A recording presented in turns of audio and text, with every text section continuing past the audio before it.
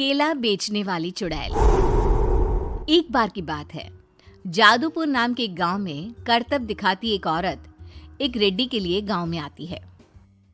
आइए आइए मेहरबान कदरदान, खाइए रोहड़ा के ताजे ताजे केले। कभी खाए नहीं होंगे ऐसे केले, पीले पीले केले खाइए।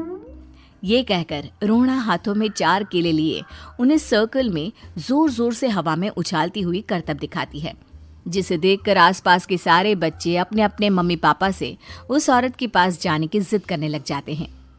पापा, ऐसा तो सर्कस में बॉल से होता है ना, ये आंटी तो केले से कर रही है। चलिए ना पापा, देखते हैं। रोहड़ा एक पतली सी तार पर चलती हुई केलों से करतब दिखाती है। आते जाते सभी लोग बाहर रुककर उसके करतब देखते हैं और वाह वाही करते नहीं थकते। जैसे ही एक आदमी पास आकर उसे पैसे देने लग जाता है, तब वो कहती है, अरे नहीं नहीं साहब, मैं करतब तो बच्चों के मन को बहलाने के लिए करती हूँ। धंधा तो मेरा केले का है। पीछे देखो मेरी रिड्डी, जो भी मेरे केले खाएगा मेरी तरह चुस्त दुरुस्त और तंदुरुस्त हो जाएगा।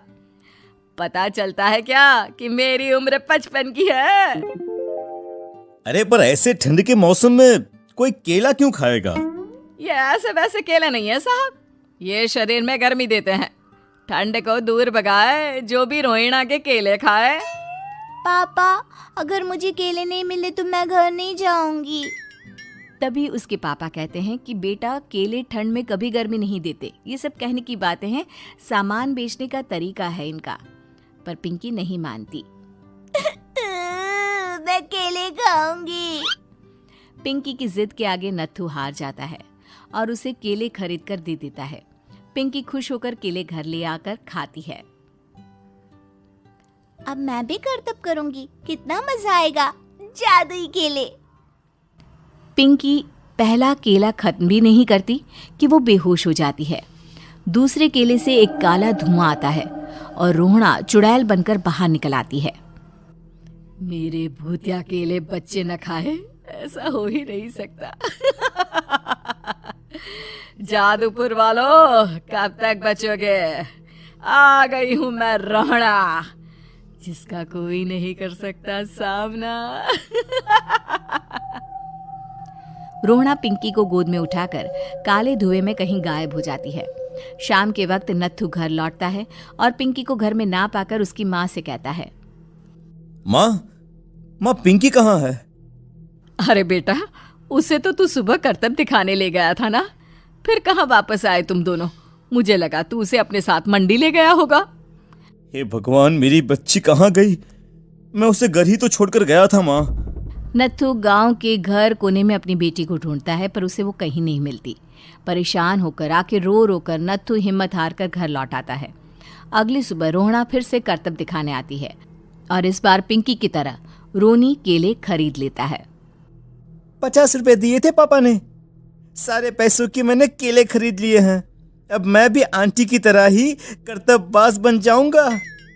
यही सोचते हुए रोनी केले खाता है और पहला अकेला केला आधा खत्म भी नहीं करता कि चुड़ैल उसके सामने आ जाती है।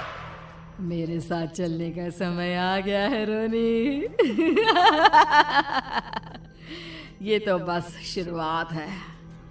अब इस गांव के सारे बच्चे धीरे धीरे मेरे कब्जे में होंगे, एक बच्चा भी नहीं बचेगा। ये कहकर रोना रोनी को गोद में लेकर काले धुएं में अदृश्य हो जाती है।